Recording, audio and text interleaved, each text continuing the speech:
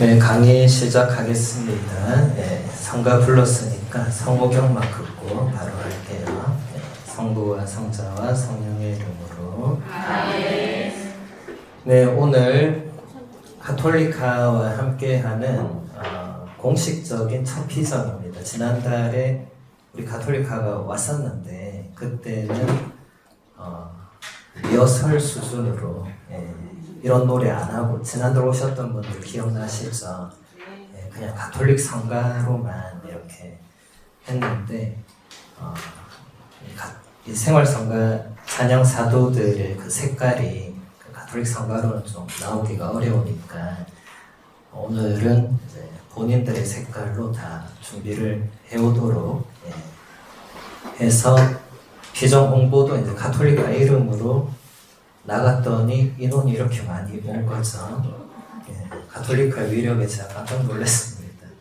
제 이름으로 나갈 때는 이 절반도 안 되는 소수 엘리트만 모였는데 가톨리카가 들어오자마자 이렇게 풍성한 인원, 오늘 이렇게 폭우인데도 빗길을 뚫고 달려오셨네요. 오늘 제가 오늘 일기예보를 저만큼 많이 본 사람 없을 거거든요. 이 비정을 취소해야 되나 말아야 되나, 그리고 하느님께 계속 여쭤보면서 하느님이 비를 이렇게 주시는 것은 무슨 의미입니까? 비정을 하지 말라는 뜻입니까? 아니면 이게 뭐죠? 이렇게 아침에도 뉴스 틀자마자 뭐 난리더라고요. 지금 뭐 다 어디가 무너져. 여기도 산이잖아요.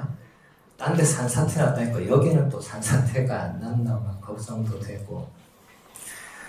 그래서 거기다가 오늘 지금 이 가톨리카와 함께하는 이 첫 피정인데 지금 보시다시피 지금 다른 팀들이 또 여기서 지금 피정을 막 하고 있잖아요.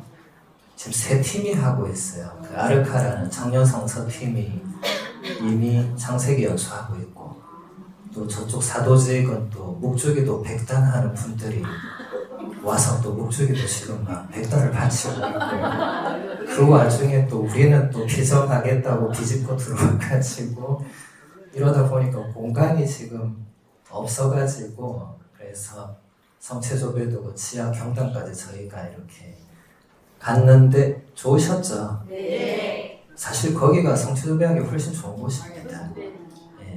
거기는 원래 우리가 쓰는 장소는 아닌데 빌려주신 거예요. 지금 공간이 너무 없다 보니까 또 인원이 갑자기 늘어가지고 오늘 좀 여러 가지로 상황은 좀 그렇습니다만은 제가 이렇게 오늘 운전하고 오면서 막 이 물길을 엄청 이렇게 맞으면서 왔는데 갑자기 이런 생각이 들더라고요. 이런 날이 피정하기 좋은 날이 아니겠나. 이런 날 집에 있으면 뭐 하겠어요. 뭐 어디 놀러를 가겠어요. 뭐 하겠어요. 뭐 하실지 모르겠지만 이런 날이 피정하기엔 좋은 날이다. 그리고 여러 팀이 겹치는 것도 처음에는 제가 좀 날짜를 잘못 잡았다 이렇게 생각하다가 또 가만히 또 생각을 해보니까 여기가 성모님의 집이잖아요. 어머니의 품 안이니까 이 다양한 자녀들이 모이는 거예요. 다양한 카리스마들이 지금 한 곳에 다 모여 있는 거예요. 서로가 서로를 방해하지 않고 최대한 지금 배려와 협조를 하면서 이 서로 다른 카리스마가 지금 같은 공간에서 움직이는 거죠. 그래서 성모님께 이 비정을 맡겨드리면서 오늘 비정이 얼마든지 가능하겠다. 인간적으로 보면 오늘 완전히 날도 잘못 잡았고 이 공간도 엉망이고 모든 게 엉망입니다. 우산 쓰고 왔다 갔다 해도 이게 얼마나 귀찮고 짜증나요. 근데 그렇게 생각하지 않고 조금만 생각의 방향을 바꾸면 이런 피정은 아마 여러분 길이 기억에 남을 거예요. 평범한 피정은 사실 기억에 잘 안 남는데 이렇게 빗길을 뚫고 온 순간부터 내가 여기로 오다니 장하다. 나 스스로를 칭찬할 수 있고 또 오늘 가톨리카가 이 빗길에 저 무거운 첼로와 키보드를 다 지금 끌고 와가지고 지금 아침부터 세팅 다 하고 이분들이 지금 모든 걸 지금 다 이렇게 하고 있잖아요. 저하고 피정하셨던 분들 생각해보세요. 만약 가톨릭 없었으면 오늘 피정 어떻게 됐겠어요? 예, 망하는 거 없으니까. 제가 빗길에 저 밑에 우산 쓰고 자 이쪽으로 오세요 하고 조금 이따 뛰어와가지고 성시조변실에서 자 이제 시작하겠습니다. 이렇게 하면 이 망하는 거죠. 근데 다행히 가톨릭화가 그 역할을 이렇게 해주시니까 저는 진짜 편안하게 이렇게 와가지고 강의부터 이렇게 할 수 있는 거죠. 그래서 오늘 필정이 저와 또 여러분들 또 지금 여기 오신 분들은 제가 처음 보는 분도 좀 많으시고 저하고 인연이 있던 분들인데 몇 년을 못 본 분들이 오늘도 처음 본 분들도 있으시고 피정이 우리를 만나게 해주는 거죠. 그래서 신기하게도 그 시작 성가가 딱 제가 생각하는 것들을 다 표현하더라고요. 제가 그 곡을 해달라고 말하지 않았습니다. 저는 그냥 알아서 준비하시라고 했는데 그 곡 선곡 안에 그게 딱 제가 야 이런 특별한 만남은 피정이 아니면 불가능하거든요. 피정이 아니면 제가 어떻게 여러분을 한 자리에 모으겠습니까? 안 되죠. 피정은 제가 모으는 게 아니기 때문에 하느님께서 이 만남을 축복해 주신다고 아까 성가에서 노래했잖아요. 그러니까 하느님께서 이 만남을 이루어 주신 거죠. 피정이라는 것이 그런 힘이 있어요. 제가 오늘 이렇게 또 오면서 지금 아르카라는 여러분 아르카가 뭔지는 아세요? 우리 교구 청년 성서 모임 공식 이름이 아르카죠. 원래 아르카라는 라틴어는 이제 방주라는 뜻이죠. 구원의 방주, 노아의 방주. 이홍기 monsignor께서 지어주신 멋진 이름인데 지금 이 팀들은 그 금요일, 목요일부터 금토일월, 금요일부터 집에 아까워 여기 있어요. 지금 3박 4일 내내 여기서 피정하고 있는 거죠. 이름은 연수지만은 피정이죠, 피정. 우리는 뭐 하루 피정이지만 우리도 이제 가톨릭화가 자리를 조금씩 더 잡으면 내년부터 1박 2일을 시도해 보려고 지금 저 혼자 생각하고 있어요. 왜냐면 이분들 다 직장인이고 바쁜 분들이거든요. 하루 빼는 것도 사실 보통 일이 아니신 분들인데 하루를 어렵게 빼시기 때문에 1박 2일을 하면 어떻게 해야 되나 맨날 저 혼자 이 생각 저 생각을 합니다. 그러다 이제 2박 3일 3박 4일 가면 이제 이분들 회사에서 잘릴 수도 있잖아요. 그러니까 그런 걸 또 고려를 해야 되고 그래서 아무튼 이 피정의 찬양이 굉장히 중요하거든요. 그거는 저의 경험과 여러분 경험이 일치할 거예요. 제가 오늘 이 피정을 오면서 아르카 창세기 연수를 이렇게 같은 공간에서 이루어진다는 걸 듣자마자 저의 창세기 연수가 생각이 나더라고요. 제가 창세기 연수를 언제 했냐면 딱 25년 전에 제가 신학생 때 서울에 가서 했거든요. 그때는 아르카 없었어요. 부산에 청년 성서 모임이 없었어요. 그래서 제가 서울에 가서 그 청년들, 그때 청년이 모인 청년이 350명이었어요. 의정부 한마음 수련장에. 저는 그렇게 많은 청년을 태어나서 처음 봤어요. 한 본당에 가면 10명 있으면 많잖아요, 그죠? 350명이 모여 있는 거예요. 그것도 놀라운데 들어가자마자 이렇게 청년들이 앞에서 찬양하고 율동하고 막 하는 거예요. 이 문화 충격이죠. 저는 그때 신학생이었으니까 엄숙한 가톨릭 성가만 사성부로 막 불렀는데 이 청년들이 막 날아다니는 거예요. 정말 충격받았어요. 정말로. 전 그런 찬양들이 있는 줄도 몰랐어요. 서울과 우리는 꽤 그런 게 차이가 나요. 서울에서 한번 해야 밑으로 내려오거든요. 부산까지 내려오는데 한 10년은 걸릴 거예요. 그러니까 저는 아예 모르고 살다가 그런 모습을 보는 자체가 충격이었고, 그때도 3박 4일이었거든요. 3박 4일 동안 350명의 청년들이 기도하고 찬양하고 한다고 상상만 해보세요. 이게 뭐가 막 불이 타오르지 않겠습니까? 그러니까 저도 그 체험의 지금의 저와 이런 피정을 만드는데 굉장한 어떤 출발점이 되었을 거예요. 근데 제가 또 가만 생각해 보니까 3박 4일이니까 강의가 얼마나 많았겠어요. 강의가 총 7번, 8번 있었어요. 그런데 지금 생각하니까 강의는 기억이 하나도 안 나요. 신부님 진짜 잘하셨거든요. 돌아가셨어요, 지금. 워낙 오래됐으니까.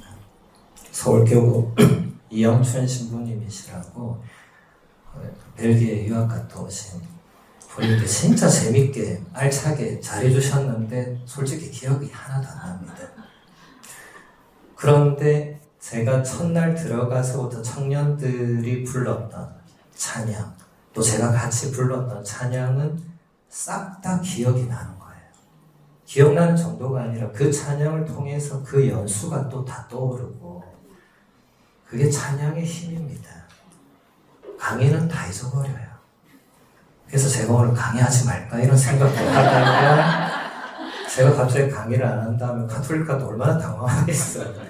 준비해온 곡이 한정돼 있는데 강의 시간 내내 찬양을 할 수는 없으니까 강의는 또 해야 되겠죠. 그런데 찬양이 그만큼 힘이 있는 거예요. 그래서 제가 지난달에 가톨릭가가 가톨릭 성가만 불렀는데 안 되겠다 이것은 가톨릭가의 피정 색깔에 맞지 않다. 그래서 본인들 색깔에 맞는 성가를 이번 피정부터 이렇게 부르게 된 겁니다. 아무튼 오늘 여러 가지 이런 좀 상황과 공간에 좀 불편하심들이 있겠지만은 조금 이해해 주시고, 이런 상황일수록 피정이 더 열매가 맺어질 수도 있습니다. 그래서 오늘 이 첫 강의 시간은 제가 우리 레오 14세 교황님의 그 첫 번째 권고가 작년 10월 4일에 나왔거든요. 10월 4일이 무슨 날이죠? 예, 아시시의 성프란치스코 축일이죠. 그날에 발표한 문헌이 있어요. 한글로는 내가 너를 사랑하였다. 예. 라틴어로는 책 보이시죠? 딜렉시 때 해서 가격이 8,000원이네요. 8,000원. 우리 아버지 가게 밀면이 8,000원.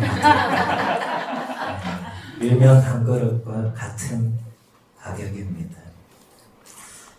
그래서 이 권고가 10월 4일에 발표되고 우리말로 이제 번역하는 데 한 3개월은 걸리니까 한국말로는 올해 1월 30일에 나왔네요. 네.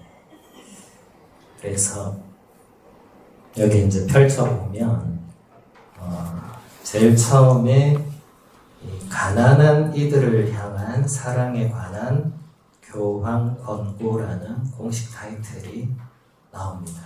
그러니까 이 권고의 핵심 내용은 가난한 사람들을 향한 하느님의 사랑에 초점이 맞춰져 있죠. 그래서 10월 4일에 발표한 거예요. 프란치스코 성인하면 첫 번째가 가난이잖아요. 가난. 가난과 순명과 복음 이런 주제들이 이제 나오겠죠. 그렇죠? 그리고 이제 교황님의 이 문장이라는 게 나옵니다. 이게 아마 여러분 지금 잘 안 보이실 건데 작아가지고 모든 주교급 이상의 고위상직자는 사도들의 후계자니까 이 문장을 다 만들어야 돼요. 우리 주변인들도 다 있어요. 예, 문장이 있고 그 밑에 이제 라틴어로 사목표어가 들어갑니다. 이런 게 굉장히 중요한데 아마 여러분 레오교환을 되고 나서 이런 거 어디서 설명 들으신 분이 없을 거예요. 왜냐면 제가 물어보거든요. 이런 거 들은 적 있냐? 없다는 거예요. 예, 본당 신부님은 이런 걸 하시기에는 사목이 바쁘시니까 저 같은 사람이 해야 되죠. 안 바쁜 사람들이. 예. 그래서 이 문장이 왜 중요하냐면 이 문장과 사목표가 왜 중요하냐면 교황님이 당신의 그 베드로의 후계자의 직무를 이대로 살겠다. 그러면 이건 개인적인 게 아니고 가톨릭 교회 전체는 이대로 따라가야 됩니다. 우리는 개개인이 따로 국밥이 아니잖아요. 그리고 우리는 여러분 본당이 아무리 우선시 되더라도 로마 가톨릭 교회입니다. 우리는 교황님을 반석으로 하는 교회 안에 있죠. 그래서 교황님을 개인적으로 좋아하고 싫어하고는 아무 상관이 없고 교황님이 뭔가를 하자고 하면 해야 됩니다. 본당 신부님보다 훨씬 더 우선권이 있죠. 교구 주교님보다 훨씬 더 우선권이 있죠. 그래서 우리가 내년 세계 청년대회를 벌써부터 준비하는 거예요. 홈스테이도 미리 신청받고 교황님이 하자고 했으니까 주교님들이 하기 싫어도 해야 됩니다. 하기 싫다고 우리 교구는 안 하겠다 이런 교구 본 적 있습니까 혹시? 그건 로마 가톨릭 교회가 아니겠죠. 그건 개신교회나 동방정교회나 뭐 성공이나 다른 곳이겠죠. 그런 곳은 안 해도 됩니다. 상관없습니다. 우리는 해야 됩니다. 그러면 이 문장과 사목표어도 교황님 개인의 것이 아니기 때문에 여러분들이 앞으로 레오 교황님이 이런 방향으로 가시겠구나. 우리는 어떻게 해야 되죠? 따라가야 됩니다. 나는 그런 정신을 좋아하지 않는다. 그 아무 상관없습니다. 아무 상관이 없어요. 나는 안 따라가겠다. 그러면은 어떻게 해야 됩니까? 가톨릭 교회를 나가야 됩니다. 예, 어쩔 수 없습니다.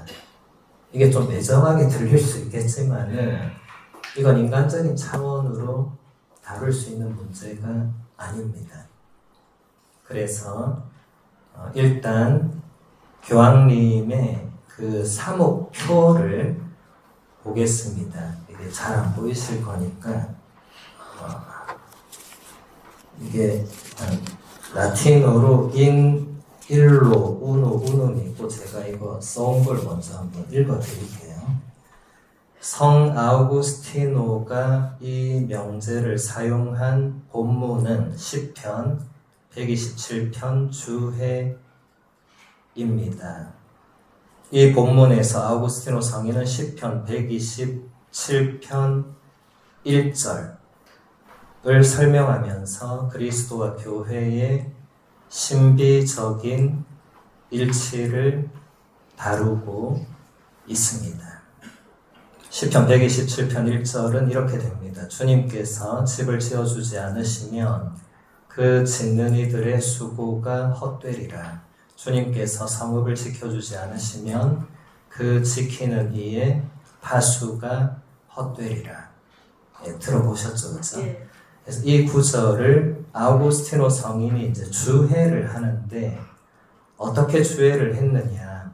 많은 사람이지만 한 사람입니다. 많은 그리스도인이 있지만 한 그리스도이듯 그러합니다. 머리이신 분과 함께 하늘로 올라간 그리스도인들은 하나의 그리스도를 이룹니다.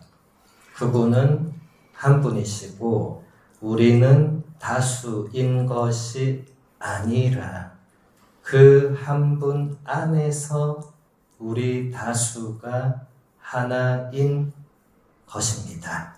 이게 아우구스티노 성인의 라틴어 문장이거든요. 제가 여러분 두통 방지를 왜 쓰지는 않겠습니다. 그 대신에 마지막 부분, 그 한 분 안에서 우리 다수가 하나, 요 부분을 레오 교황님이 캡처를 딱 한 거예요. 캡처 뭔지 아시죠? 거기만 탁 떼서 가져와서 사목표로 만든 거예요.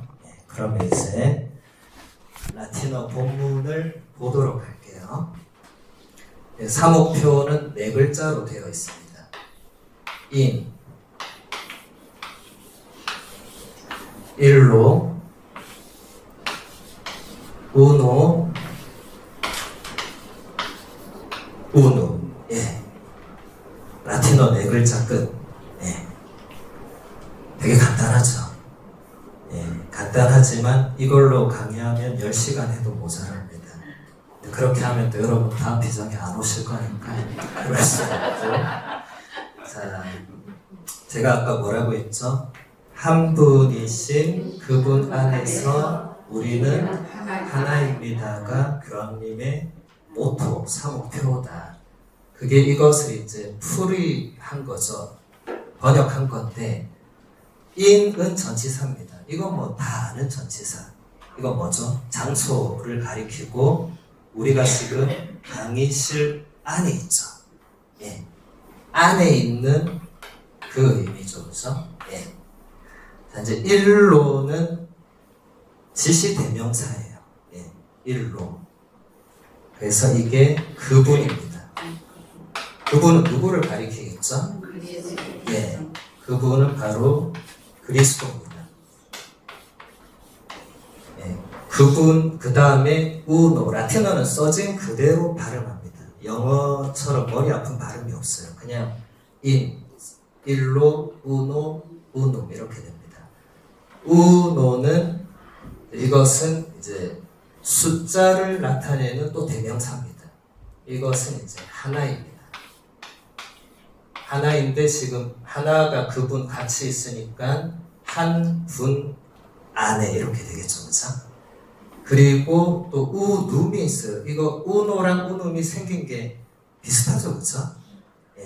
다른 거는 얘는 오고 얘는 um이죠. 그죠?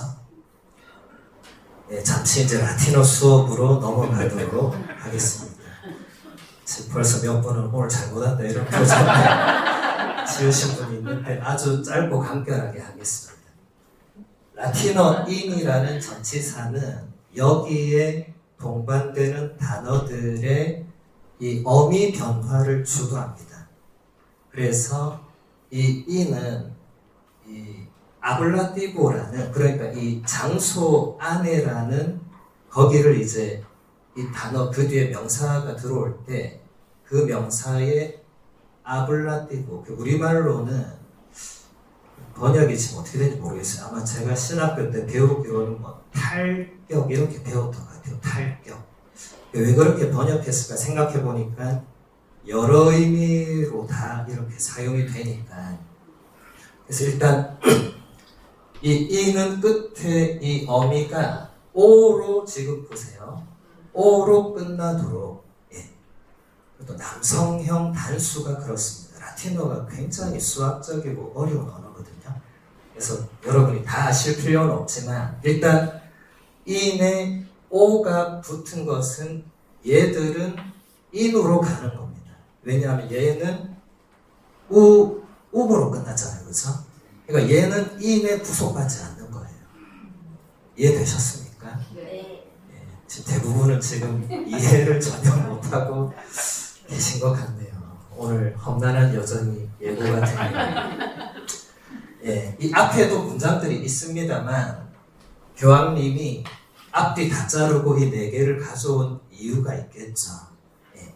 그래서 그 다음에 이제 두 번째로 설명해야 될 것은 수사학이라는 이 고대 그리스 로마 시대의 그걸 뭐라고 하죠? 이거 말하는 방법, 웅변술, 그런 기법이 있거든요. 이건 굉장히 중요합니다. 오늘날 정치인들도 수사학을 많이 씁니다. 왜냐하면 그렇게 말하면 사람들이 기억을 하거든요. 자, 이것도 네 단어밖에 안 되고 그냥 인, 일로, 운음 하면 이게 사람들 뇌리에 딱 박힙니다. 왜 그러냐면 배치를 지금 I 두 개를 같이 놨어요. 그리고 영어로 U니까 U와 U를 또 같이 놨어요. 이게 수사 기법입니다. 일부러 이렇게 배치한 거예요. 그러니까 같은 이 철자가 반복되니까 기억하기가 쉽습니다. 인일로는 기억을 못할 수가 없어요. 그리고 그 뒤에는 또 운음 되니까 이것도 기억을 못하기가 어렵습니다. 자연스럽게 각인이 되는 거예요. 이런 기법을 교부들이 매우 자주 즐겨 사용했습니다. 그래서 이 라틴어와 그리스어의 또 좋은 점이 뭐냐면 단어 순서를 마음대로 바꿔도 됩니다. 왜 그러냐면 제가 방금 설명한 대로 이렇게 끝에 이 마지막 어미를 보면 얘가 어디로 붙는지를 알 수가 있거든요. 여러분은 잘 모르시겠지만 이제 라틴어를 아는 사람은 딱 보면 여기서 뭐가 어디로 가고 주어는 누구고 동사는 어디 있고 다 압니다. 우리말처럼 우리말도 사실은 주어, 동사, 목적어를 다 말하지 않는 경우가 많죠. 똑같습니다. 그렇게 생각하시면 됩니다. 지금 여기서 동사는 아예 없습니다. 동사가 생략돼 있어요. 그런데 다 동사가 뭔지 알고 있습니다. 제가 이제 알려드리겠습니다. 여기 앞에 뭐가 있냐면 원래는 이 단어가 있었습니다. 예. 물띠. 영어는 멀티죠, 그렇죠? 예. 영어는 거의 라틴에서 왔습니다. 물띠 하면 아까 제가 뭐라고 했죠? 다수. 예. 우리는 다수죠. 지금 우리가 40명 넘게 있으니까 다수죠. 그런데 그런 우리가 자, 인일로 운어를 하나라고 했죠. 그렇죠? 그러니까 물띠는 요렇게 와야 됩니다. 되게 특이하죠. 우리말 같으면 물띠 다음에 운음이 오고 그 다음에 요렇게 와야 되는데 라틴어는 그렇게 안 해도 됩니다. 그러니까 아우구스티노 성인이 의도적으로 운음을 운어 뒤에 붙이는 이 수사 기법을 쓴 거죠. 예. 그러니까 물띠와 운음이 연결됩니다. 그러니까 다수인 우리는 그 한 분 안에서 하나입니다. 이렇게 되는 거예요. 예. 이게 레오 교황님의 사목표입니다.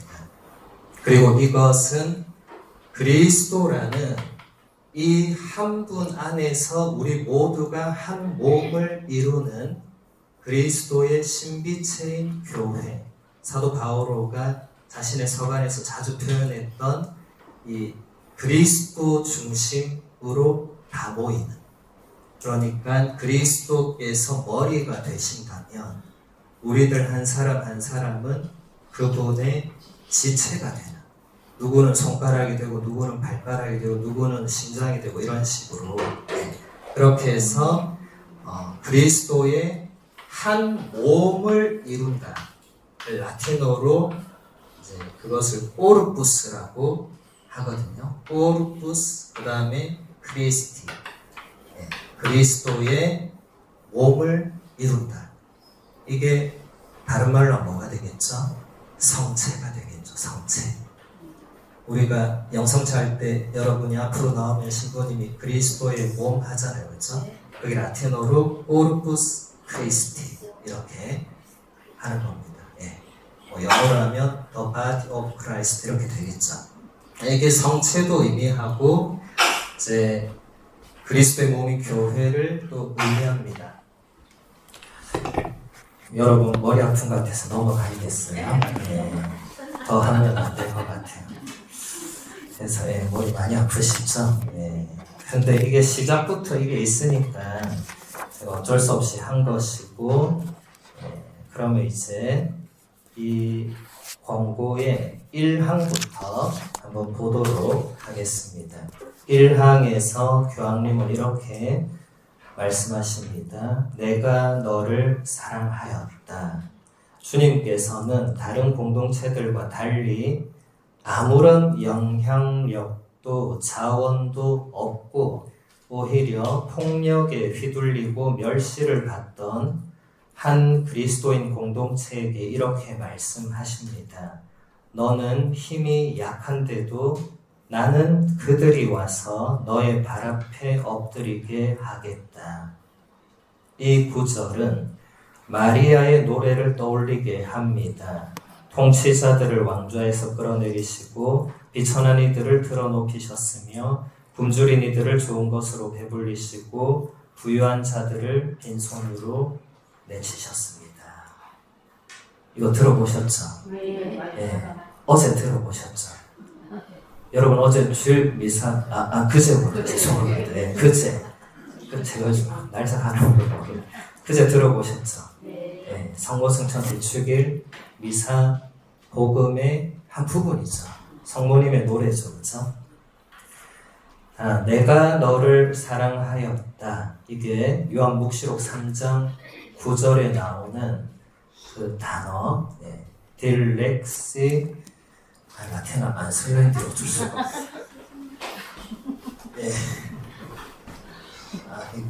저는 크게 써서 좀 지워도 되겠죠? 네. 왜냐하면 여러분도 작게 쓰면 안 보인다고 또 그러시니까 제가 할 수 없이 크게 써서 딜렉시 때가 지금 이 권고의 제목이거든요. 자, 이것도 두 단어밖에 없어요. 근데 지금 제가 한글로 내가 너를 사랑하였다 이랬잖아요. 라틴어로 나는 에고라는 단어인데 지금 에고가 있습니까? 없습니다. 제가 아까 말씀드렸죠. 라틴어는 생략해도 보면 알 수 있습니다. 왜냐하면 딜렉시라는 단어가 딜리제레라는 동사의 과거 완료 단수 1인칭이거든요. 네. 그러니까 주어는 에고입니다. 네. 근데 에고는 안 써도 딜렉시라고 써놓으면 라틴어 아는 사람은 주어는 에고구나. 그러니까 내가 들어가 있어요. 그런데 제가 과거 완료라고 했잖아요. 그렇죠? 그러니까 과거에 완료된 동사입니다. 그러니까 번역을 사랑하였다 라고 한 거고, 때는 이제 아시겠죠? 그렇죠? 네, 라틴어로 뚜의 목적격입니다. 이건 이제 너죠, 너. 네. 그러니까 내가 너를 사랑하였다. 네. 이게 권고의 제목입니다. 근데 요한복시록 3장 9절을 여러분이 집에 가서 찾아보면은 내가 너를 사랑하였다 이렇게 번역이 안 돼 있을 거예요. 왜냐하면 한글 번역은 그대로 직역을 할 수가 없습니다. 문맥이 안 맞거든요. 그래서 아마 여러분이 찾아보시면 내가 너를 사랑한다는 것을 그들이 알게 될 것이고 이런 식으로 돼 있어요. 근데 그건 크게 중요하지 않습니다. 이 단어가 왜 중요하냐면 프란치스코 교황님 마지막 회칙이 있어요. 혹시 기억나세요? 그리스도께서 우리를 사랑하셨습니다. 프란치스코 교황님은 2024년 10월에 그 회칙을 발표하시고 나서 2025년 4월 21일에 하느님 품으로 떠나셨어요. 그런데 여러분, 2025년 10월, 정확하게 24일이고, 2025년 4월 21일. 그럼 그 사이에 지금 몇 개월이 비어 있습니까? 6개월. 여러분, 이제 머리 아프다 보니까 산수도 이제 힘드시죠?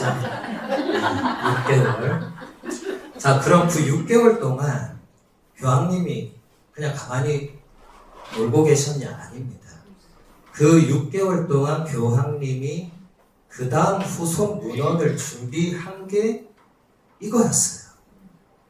근데 준비하시다가 그때 여러분 기억나시겠지만 교황님이 2025년 초반부터 이제 건강이 급격히 악화되기 시작했습니다.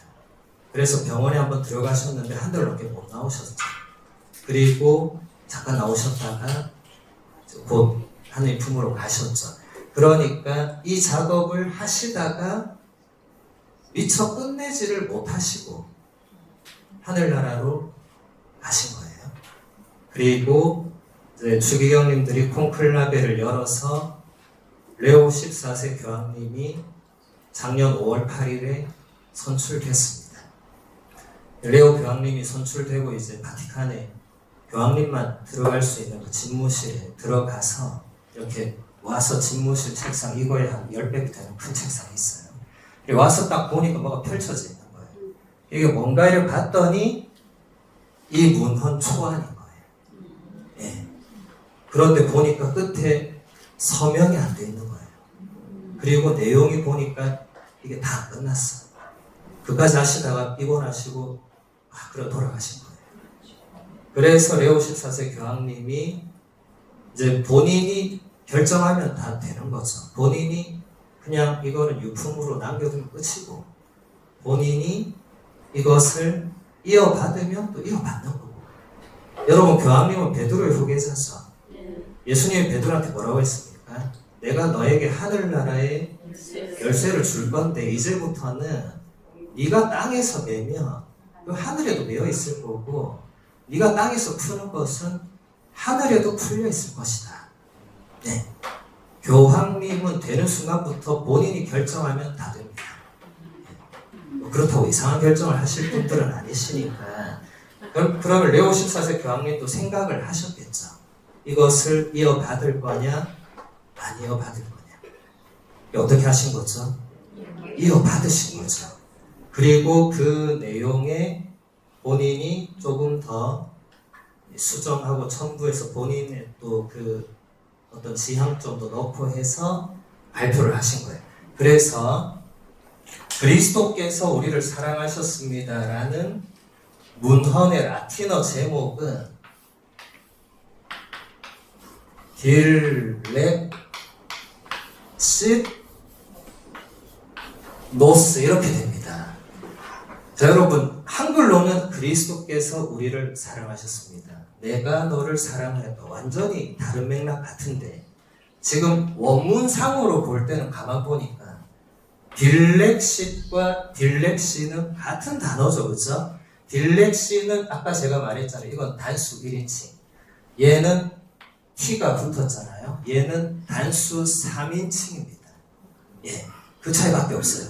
단수 3인칭이면 주어는 나입니까? 아닙니까? 아니죠. 나는 1인칭이죠. 너는 2인칭이죠. 3인칭은 누굽니까? 그가 됩니다. 그럼 여기서 그는 누구죠? 그리스도죠. 그리스도. 예, 그 그리스도는 당연히 생략도 있고 노스는 우리입니다. 우리. 예, 우리라는 말에 이제 라틴어. 예, 영어의 어스가 이제 여기서 나온 거죠. 그래서 딜렉시, 노스, 딜렉시 때는 이 흐름이 같잖아요. 그죠? 여기서 핵심이 되는 단어는 이 딜리제레라는 단어가 되겠죠. 이 단어의 의미는 사랑한다는 겁니다. 예, 사랑한다. 그러니까 그리스도께서 우리를 사랑하시는 것, 그리고 하느님께서 너를 사랑하시는. 자, 그러면 노스와 때는 결국 다 누구를 향하고 있는 거예요? 그렇죠. 나를 향하고 있는 겁니다. 여러분 이런 거 볼 때 나를 쏙 빼고 생각하는 분들이 굉장히 많더라고요. 나 빼고 뭐 우리 저기 뭐가 있는가 보다. 나 빼고 너가 있는가 보다. 그런 거 없습니다. 나를 말하는 겁니다. 그리스도께서 나를 사랑하신다는 겁니다. 하느님께서 나를 사랑하신다는 거예요. 교황님들이 그것을 설명하는 겁니다. 그리고 이 딜리제레라는 단어를 사용한 이유가 또 있습니다. 아우구스티노 성인이, 이건 아우구스티노 성인 이전에 요한복음 21장을 보면은 베드로가 부활하신 예수님을 만나는 감동적인 장면이 나옵니다. 베드로는 예수님이 붙잡히실 때 뭐 했죠? 배반했죠. 몇 번 했죠? 3번 했죠. 그래서 부활하신 예수님이 베드로에게 너는 나를 사랑하느냐라고 몇 번 묻죠? 3번 묻습니다. 그런데 그냥 우리말로는 다 너는 날 사랑하느냐? 예 주님 제가 당신을 사랑한다 하십니다. 그냥 이렇게 똑같이 되어 있는데 라틴어 원문을 보면 동사가 다르게 되어 있어요. 예. 처음에 이 예수님이 베드로에게 물을 때 이 단어를 씁니다. 예. 딜리지스메 이렇게 물어봐요. 너는 나를 사랑하느냐? 그런데 베드로가 예 주님하고는 응답을 할 때 이 단어를 안 씁니다. 정확하게 표현하면 못 쓴 겁니다. 예. 못 쓰고 대답할 때는 아모떼라고 대답을 해요. 아모떼. 예. 물론 아모도 아마레라는 동사는 사랑한다는 의미가 있는데 우리말로는 다 사랑한다로 그냥 돼 있기 때문에 차이가 없습니다만은 차이가 있으니까 베드로가 이 단어를 못 쓴 거죠. 그래서 여러분 이 원문을 본다는 것은 완전히 다른 세상으로 가는 겁니다. 그래서 머리가 아프시더라도 조금 이해를 해 주십사. 예. 두 번째 질문도 예수님이 딜리지스메라고 또 물어보거든요. 근데 베드로는 아모떼 이렇게 대답을 해요. 예. 그러니까 세 번째로 예수님께서 아마스메라고 물으십니다. 이 단어를 안 쓰세요. 동사를 바꾼 거예요. 예. 아마스메라고 물으니까 베드로가 슬퍼진 거예요. 너는 아모로 계속 대답했는데 그럼 너 정말로 이 아마레로라도 나를 사랑하느냐고 물으신 거죠. 그러니까 베드로가 슬퍼진 거죠. 내가 정말 주님을 얼마나 사랑하는지를 주님이 아시지만은 본인이 배반했던 그게 세 번으로 남아있으니까. 그래서 물론 그 횟수도 중요하지만 이런 동사 변화도 굉장히 중요하고 이 동사 변화를 이 레오 교황님은 탁월한 아우구스티노의 교부학자시거든요. 이것을 당신 공식 연설 자리에서 이 단어를 직접 이렇게 설명을 하십니다. 제가 한 거랑 거의 똑같이 했어요. 왜냐하면 뭐 다르게 할 수가 없어요. 이렇게 써진 대로 얘기할 수밖에 없으니까. 그래서 저 단어가 굉장히 중요하고 지금 1항 하고 있는데 시간은 벌써 거의 다 갔네요. 큰일 났네요. 네. 라틴어가 이렇게 힘듭니다. 그래서 이 2항까지 보면은 이제 교황님이 또 제가 말씀드린 걸 거의 설명을 해요. 요한 묵시록에 담긴 이 사랑의 선언은 프란치스코 교황님께서 예수 그리스도의 성심에 인간적이고 신적인 사랑에 관한 회칙, 그리스도께서 우리를 사랑하셨습니다 에서 성찰하신 그 무한한 신비를 반영합니다. 회칙에서 우리는 예수님께서 어떻게 사회의 최하위 계층과 당신 자신을 동일시 하셨는지, 그리고 끝까지 사랑하신 당신의 그 사랑으로 어떻게 모든 인간의 존엄성, 특히 사람들이 더 약하거나 비참하거나 고통받을 때 그들의 존엄성을 확인시켜 주시는지를 보았습니다. 그리스도의 사랑을 관상하며 우리 또한 다른 이들의 고통과 필요에 더욱 관심을 기울이도록 이끌리고 주님 사랑을 전하는 도구로서 해방을 가져다 주시는 주님 사업에 함께 하려는 우리의 노력에 대하여 확신을 얻습니다. 이게 2항이거든요. 제가 설명한 내용을 레오 교황님도 그대로 설명하시죠. 그렇죠? 딜렉시 노스를 그대로 이어받아서 딜렉시 때로 가는데 그 내용은 거의 비슷하다. 예수님께서, 그러니까 하느님께서 어떻게 가난한 사람들을 사랑하시고 우리도 그들을 어떻게 사랑해야 되는지, 이게 프란치스코 교황님의 한결같은 이 사목 중심에 있었죠. 프란치스코 교황님은 교황님 딱 되자마자 처음 말씀하신 게 저는 가난한 사람들을 위한 가난한 교회를 원합니다. 이렇게 하셨죠. 그리고 프란치스코라는 이름을 선택한 이유도 이제 여러분 아시는 분이 많겠지만 콘클라베에서 뽑히셨을 때 옆에 브라질 추기경님이 축하 인사를 건네면서 교황님, 가난한 사람들을 기억하는 교황님이 되어주십시오. 이렇게 인사말을 건네셨죠. 그 순간 프란치스코 교황님의 머릿속에 프란치스코라는 이름이 떠올랐죠.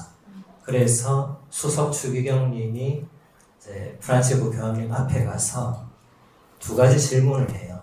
이 결과를, 그러니까 교황으로 이제 선출됐는데 이 결과를 받아들이시겠습니까? 물어요. 왜냐하면 안 받아들일 수도 있거든요. 나는 못하겠다. 그러면 콘클라베 또 하는 겁니다.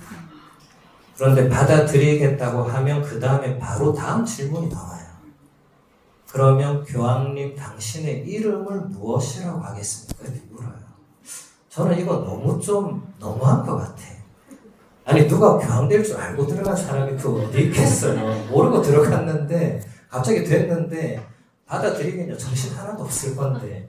그래서 아이고 그래 받아들인다 엉겁결에 말했는데 말하자마자 이름을 뭐라고 하겠냐면 뭐 생각할 시간을 좀 줘야 될 거 아니에요. 그런데 교황님이 옆에 추기경님이 가난한 사람들을 기억해달라 하니까 프란치스코가 떠올라서 프란치스코. 지금 교황님은 레오라는 이름을 선택하셨죠. 레오 14세죠, 그렇죠? 그러면 이건 뭘 의미하는 거죠? 이분 앞에 레오라는 이름의 교황님이 13분이 계셨고 이분은 14번째다. 근데 프란치스코 교황님은 뒤에 1세, 2세가 붙었습니까? 안 붙었습니까? 안 붙었죠. 그건 무슨 말이죠? 네, 2000년 교회 역사 안에서 프란치스코라는 이름의 교황은 이분 이전에 아무도 없었습니다. 정말 놀랍죠? 아무도 없었어요. 저는 그때 처음 알았어요. 왜냐하면 교황님이 지금 267, 8명 이래 되니까 뭐 그 중에 누군가 계셨던 걸로 저는 그렇게 알고 있었는데 아니었어요. 처음입니다. 처음. 네. 그리고 레오 14세 교황님은 어디 출신이시죠? 미국. 예, 미국인인데 우리는 미국이 중요하지 않고 교회 안에 소속이 중요하잖아요. 예, 교구냐 수도회냐. 프란치스코 교황님은 어디 소속이었죠? 예수회였잖아요. 그것도 최초였습니다. 예수회 출신 최초의 교황님이었어요. 지금 레오 교황님은 어디 출신이죠? 네, 아우구스티노 수도회 출신인데 최초입니다. 전 이번에도 놀랐어요. 저는 아우구스티노 수도회가 설립한 학교를 로마에서 7년을 다녔습니다. 지금 교황님이 총장하던 그 건물에 제가 매일 들어간 거예요. 그래서 아우구스티노 수도회 수사 신부님들과 깊은 친분을 맺었는데도 그 수도에서 교황이 이때까지 안 났다는 걸 모르고 있었어요. 전 당연히 어디 역사에 어디 중세나 어디 있는 줄 알았어요. 없는 거예요. 그래서 레오 교황님이 설명을 하셨어요. 딱 되자마자 저는 아우구스티노의 아들입니다. 이렇게 표현을 했어요. 근데 이것도 좀 놀랍지 않습니까? 프란치스코 교황님은 처음 즉위했을 때 저는 이냐시오의 아들입니다. 이런 말 안 했어요. 본인이 예수회라고 굳이 말 안 했어요. 왜냐하면 주교급은 주교부터는 그 소속이 전혀 그 주교님에게 영향을 주지 않습니다. 한국만 조금 이렇게 한국 안에서 이제 주교님들이 그 교구에서 뽑히고 이렇게 하지 전 세계는요. 미국에 있는 주교님이 갑자기 저기 독일로 가시고 막 이렇게 돼요. 지금 교황님도 어디에 오래 계셨죠? 페루에 20년을 계셨어요. 페루에서 계속 계시던 분을 프란치스코 교황님이 눈여겨보신 거예요. 그리고 이분을 2년 전에 이제 3년 전이죠. 불과 3년 전에 교황청 주교성 장관으로 임명합니다. 그리고 약 8개월 뒤에 추기경으로 임명합니다. 그래서 지금 교황님은 콘클라베 열릴 때 그 추기경단에서 막내였어요. 가장 추기경 된 지 얼마 안 된 분. 그래서 사람들이 누군지도 몰랐어요. 저도 솔직히 이분 이름을 막 얘기할 때 정말 처음 듣는 이름이더라고요. 로베르토 프란치스코 뭐라 하더라고요. 누구지? 하면서 찾아보니까 그때서야 이름이 나오더라고요. 페루에 오래 계셨다. 그러니까 전혀 몰랐죠. 제가 페루를 가본 적이 없으니까. 그런 게 가톨릭 교회를 드러내는 거죠. 그렇죠? 예. 그래서 레오 교황님도 이 레오라는 이름을 왜 택했는지 설명하셨죠. 이 새로운 시대, AI, 인공지능 막 이런 시대에 이 교회가 어떤 역할을 해야 되는가를 생각하셨죠. 그때 떠오른 분이 레오 13세. 예. 100년 전의 교황님인데 레오 13세 교황님이 그 시대에 이제 막 산업혁명이 막 일어나니까 세상이 완전 바뀔 때 교회가 이것을 어떻게 대응해야 되느냐라는 공식 문헌으로 새로운 사태라는 문헌을 발표합니다. 100년 전에. 그러니까 레오 14세 교황님은 그분의 노선을 또 이어받겠다는 거죠. 그래서 얼마 전에 또 AI에 관련된 회칙을 발표하셨죠. 조금 있으면 또 우리말로 번역돼서 나올 건데 나오면 또 제가 월피정 때 한번 다루어 드리도록 하겠습니다. 시간이 벌써 다 됐네요. 두 항목 했는데 끝나버렸네요. 그러면 우리 1강의는 여기서